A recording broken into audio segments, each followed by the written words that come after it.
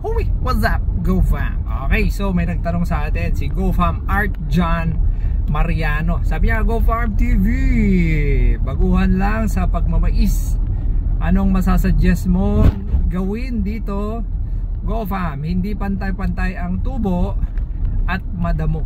Di pa ako nakapag-apply ng urea, GoFam, kasi di maharap my work kasi.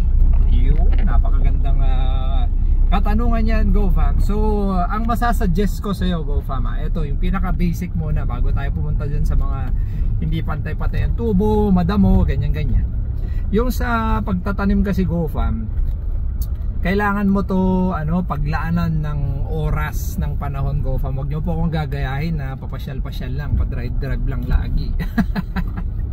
Kasi kung sa maisan, yung 3-4 na araw na hindi nyo po pinasyalan yung inyong maisan, ay marami na pong pwedeng mangyari doon sa inyong pananim. Pwedeng inatake na po ng insekto, pwedeng na malnourished na pala, or madami ng damo, o kinain na ng baka, ganyan. So kailangan po updated tayo. So kung wala po kayong masyadong panahon, GoFam, kailangan po natin kumuha ng isang katiwala or kasama.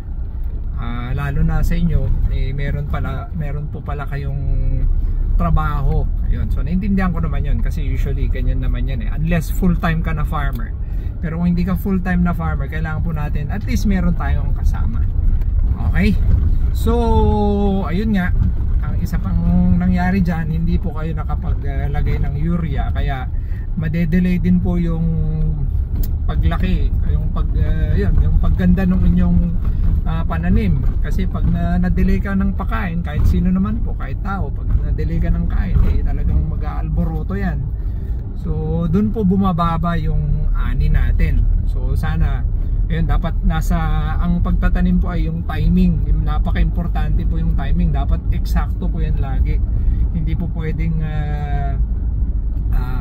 nadidelay yung mga kailangan ng pananim.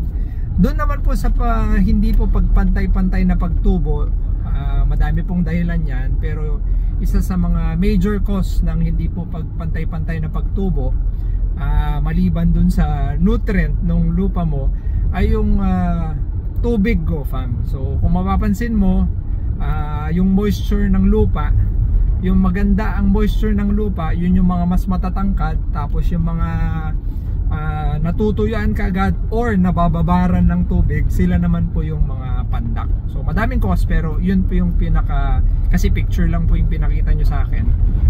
Wala namang maraming masyadong detalye, pero yun po yung aking haka-haka dyan, GoFam.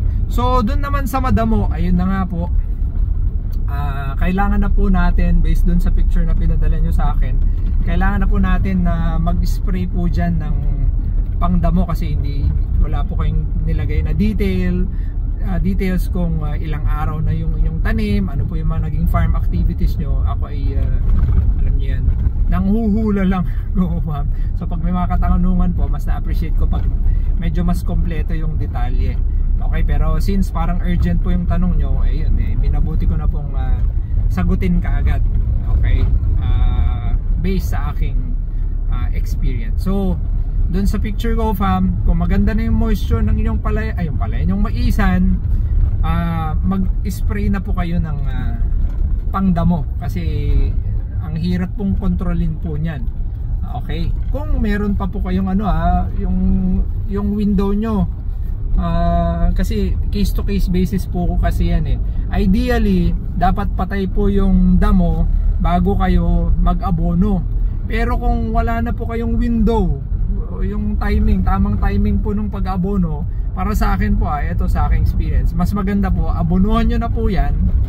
Tapos pagkatapos, after 3 days or 4 days, saka po kayo mag-spray nung pangdamo.